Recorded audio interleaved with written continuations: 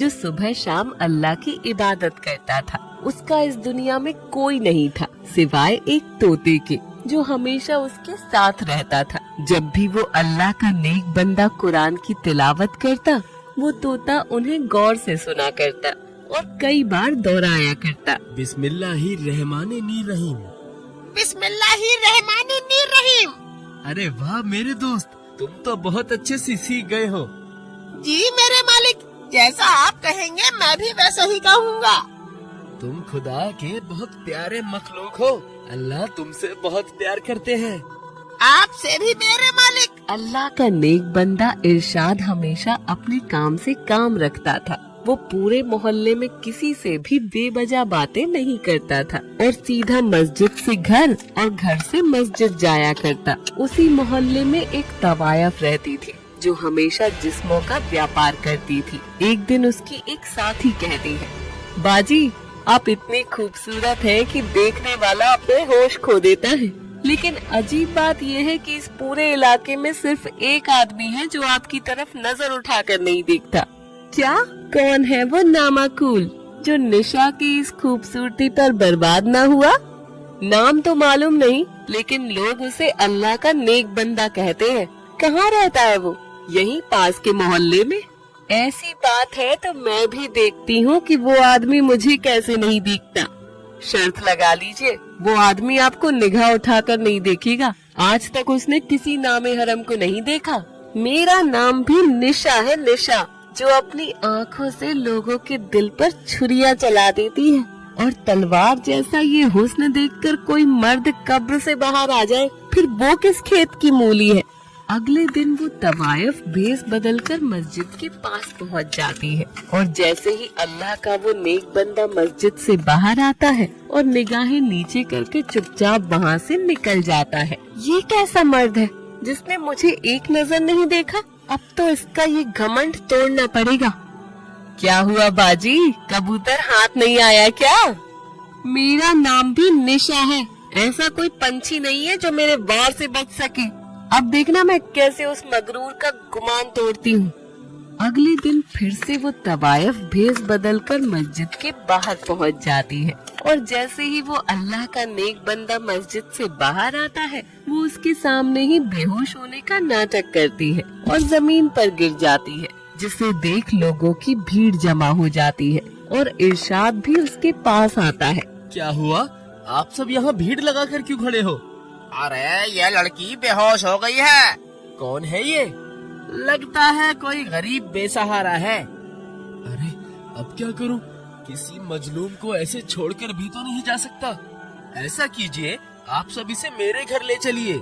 इरशाद उस लड़की को अपने घर ले आता है और जब उस लड़की को होश आता है तो वो उससे सवाल करता है, तुम कौन हो? मैं एक बेसहारा मजबूर औरत हूँ जिसका इस दुनिया में कोई नहीं है। देखो, तुम जो भी हो, मेरे लिए तुम एक नाम हरम हो जिसका मेरे साथ रहना सही नहीं है। तो कल सुबह तुम यहाँ से चली जाना। लेकिन मैं अकेले कहाँ जाऊंगी? मैं कोई ना कोई रास्ता निकालता हूँ। इरशाद की बात सुन वो तवायफ खुद से कहती है, अब मैं इसके घर में रहूंगी और इसे अपने हुस्न से रिझाऊंगी और इसका सारा गुरूर तोड़कर वापस अपने तवायफ खाने में चली जाऊंगी। इतना कहकर तवायफ अल्लाह के उस नेक बंदे को अपने हुस्न के जलवे दिखाने लगती है, लेकिन वो उसकी ओर ध्यान ही नहीं देता और नमाज के लिए निकल जाता है। इस पर तो कोई असर ही नहीं हुआ, लेकिन कोई बात नहीं, मेरे पास अब भी वक्त है। अगली सुबह वो लड़का जिस मस्जिद में नमाज अदा करने जाता था वहाँ जाता है और मौलवी जी से कहता है, अस्सलाम वालेकुम मौलवी साहब। वालेकुम अस्सलाम। सब खैरियत इरशाद? मौलवी साहब, मैं जरा परेशान हूँ। क्या मसला है, मुझे बताओ। इरशाद उसके घर में रह रही उस लड़की के बारे में उन्हें सब बताता है, जिसे सुनकर मौलवी कहते हैं, देखो बेटा, तुम मेरे बेटे से भी ज्यादा बढ़कर हो और सही कहूँ तो तुम उस लड़की से निकाह कर लो। वो एक बेसहारा लड़की है और वैसे भी तुम्हें आज नहीं तो कल निकाह तो करना ही है ना। मेरा ख्याल है आप सही फरमाते हैं। एक बेसहारा को सहारा देना भी सवाब का काम है, इससे अल्लाह भी खुश होगा। हाँ, खुदा के बंदे, तुम ऐसा करो, उस लड़की से भी एक बार सलाह कर लो। आप सही कहते हैं मौलवी साहब। घर जाकर इरशाद उस लड़की को मौलवी की सलाह बताता है, जिसे सुनकर वो हैरान परेशान हो जाती है। अरे नहीं नहीं, मैं इससे निकाह नहीं कर सकती। मैं यहाँ निकाह करने नहीं, इसका गुरूर तोड़ने आई थी। क्या हुआ, किस सोच में पड़ गई हो? निकाह का मामला है, जल्दबाजी नहीं कर सकती। मुझे आप कल सुबह तक का वक्त दीजिए। अच्छा ठीक है, कल सुबह जो भी तुम्हारा फैसला होगा वैसे ही किया जाएगा। अगले दिन निशा इरशाद से कहती है, मुझे ये निकाह मंजूर है, आप जाकर मौलवी जी से कह दीजिए। अल्लाह का शुक्र है कि किसी का सहारा बनने के काबिल बना मैं। ऐसे नहीं तो ऐसे सही, लेकिन मैं इसका घमंड तोड़ कर रहूंगी, और वैसे भी मुझे कौन सा इसके साथ जिंदगी बितानी है। निकाह होने के बाद कुछ दिन बाद मैं इसे छोड़कर चली जाऊंगी। निशा के इन नापाक इरादों से इरशाद बिल्कुल अनजान था। उसे नहीं मालूम था कि वो उसे बर्बाद और जिनाह की ओर धकेलने के इरादे से वहाँ आई है। कुछ देर बाद मौलवी को वहाँ बुलाकर दोनों का निकाह करवा दिया जाता है। निकाह के बाद इरशाद बहुत खुश था। वो अपनी बीवी से बहुत मोहब्बत करता था, लेकिन उस बज्जात तवायफ का दिल उससे भर चुका था, और वो किसी के जरिए अपनी एक साथी को खबर देकर बुलाती है। सुनो, मेरा यहाँ से अब मन भर गया है। जिस काम के लिए मैं आई थी वो हो गया। अब मुझे यहाँ से बाहर निकालने में मेरी मदद करो। लेकिन अब आप उसकी बीवी हैं, उसके निकाह में हैं। आपने ऐसा क्यों किया? मुझे जो सही लगा मैंने वही किया। अब मैं यहाँ से जाना चाहती हूँ। ऐसा है तो आप उसे तलाक दे दीजिए। नहीं, मैं उसे तलाक नहीं दे सकती। वो एक बहुत ही शरीद इंसान है, वो मुझे तलाक देगा ही नहीं। फिर आप क्या करेंगी? ऐसा करो, तुम मुझे कहीं से जहर लाकर दे दो। ठीक है। नगमा उसे जहर लाकर दे देती है, जिसे निशा अपने शौहर के खाने में मिला देती है। आधी रात उसके पेट में दर्द होता है। अरे क्या हुआ आपको?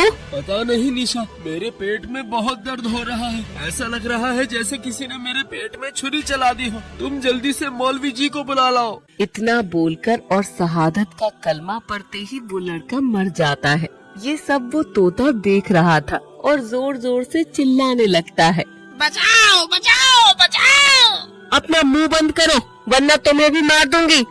निशा अपनी साथी के साथ मिलकर अल्लाह के उस नेक बंदे को घर के अंदर ही एक गड्ढा खोदकर दफन कर और वापस अपने तवायफ खाने में पहुंच जाती है। यहाँ आया है सुकून, लगा तो मुझे घुटन महसूस हो रही थी। चल निशा, लग जा अपने काम पर।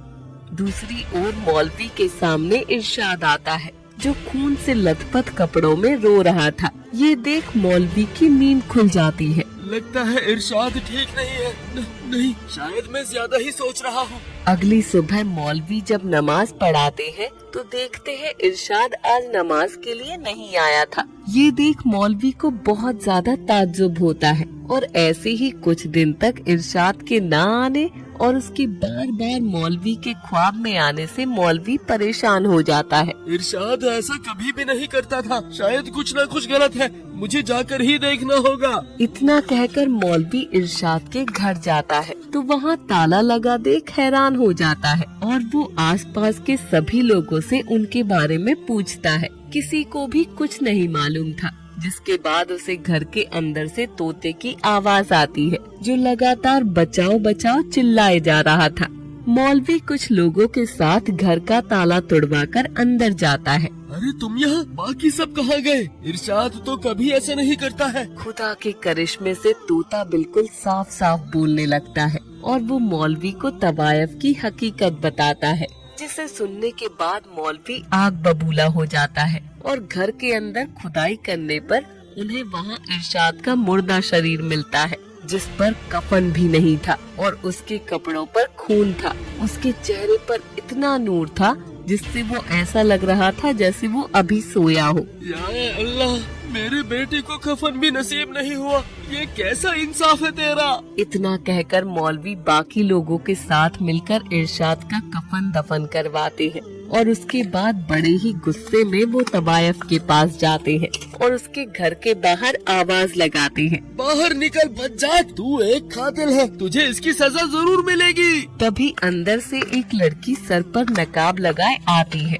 और कहती है, आप यहाँ किसे तलाश रहे हैं? उसी बज्जात को जो कुछ रोज पहले धोखे से एक मासूम का कत्ल करके आई है। आप जिसकी बात कर रहे हैं वो बाहर नहीं आ सकती। अल्लाह ने उसे उसके किए की सजा दे दी है। मतलब? जिस रोज वो उस बेगुनाह नेक अल्लाह के बंदे का कत्ल करके आई थी, उसी रोज खुदा का अजाब उस पर पड़ा और उसकी शक्ल एक खौफनाक बंदर में बदल गई। हमें उसे देखकर अब डर लगता है, इसलिए हमने उसे एक कमरे में बंद कर रखा है और मैंने भी इसमें उसका साथ दिया था। इसलिए दिन ब दिन मेरा भी चेहरा एक जानवर में बदल रहा है।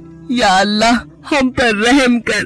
कोई गुनाह करने के बाद ये मत सोचो कि तुम्हें कोई नहीं देख रहा है। खुदा सब देखता है।